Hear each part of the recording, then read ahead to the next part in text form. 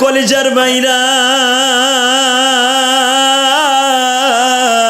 ময়মনসিংহ ফুলবাড়িয়ার উম্মত গুলা দিনের বেলা আমি নবীর দায়ের ইতিহাস শুনিয়া যখন চিল্লাবে আর কাঁদবে গো বাবা। 3 দিন আগেও যখন আমি চরমনাইতেছিলাম গো বাবা, ফজরের বয়ান যখন আল্লাহর কুতুব আরম্ভ করে দিছে বাজান, মনে হয় 60 বছরের একজন বৃদ্ধ মানুষ লাফালাফি আরম্ভ করে দিছে।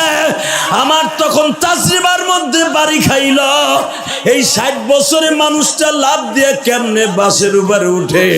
তখন মনে পড়ে গেল তায়েফের মাঠের কথা। আমার নবীর কলিজার টুকরা পালক পুত্র যায়েদকে যখন মারে, যায়েদ লাফ দিয়ে নবীর বুকের মধ্যে লাইগা বলে, তায়েফের ছেলেরা রে আমার নবীরে